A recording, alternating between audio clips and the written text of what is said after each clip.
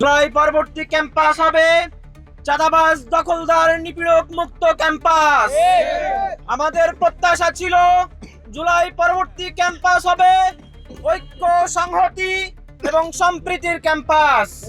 কিন্তু আমরা আজকে অত্যন্ত দুঃখের সঙ্গে লক্ষ্য করছি ঢাকা বিশ্ববিদ্যালয় প্রাঙ্গণে বিশ্ববিদ্যালয়ের শিক্ষার্থী পরিচয়ধারী কিছু কুলাঙ্গার, কিছু উচ্ছৃঙ্খল, কিছু বাটপার নতুন করে পুনরায় চাঁদাবাজি শুরু করেছে।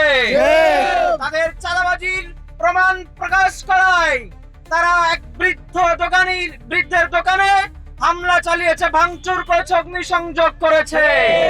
আমরা বিশ্ববিদ্যালয়ের শিক্ষার্থীরা এই চাঁদাবাজ কুলাঙ্গারদের এমন অপকর্মের তীব্র নিন্দা এবং প্রতিবাদ জানাচ্ছি।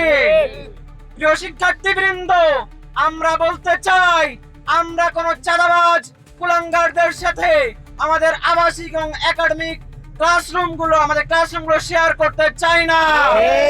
বিশ্ববিদ্যালয় প্রশাসনকে বিধি মোতাবেক অনতি বিলম্বে প্রমাণ সাপেক্ষে, তদন্ত সাপেক্ষে দৃষ্টান্ত স্থাপনকারী শাস্তিমূলক পদক্ষেপ নিতে হবে।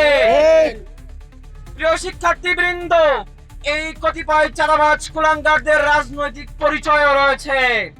তারা যেমন শিক্ষার্থী পরিচয়কে কলুষিত করেছে, তারা রাজনৈতিক পরিচয়কেও কলুষিত করেছে।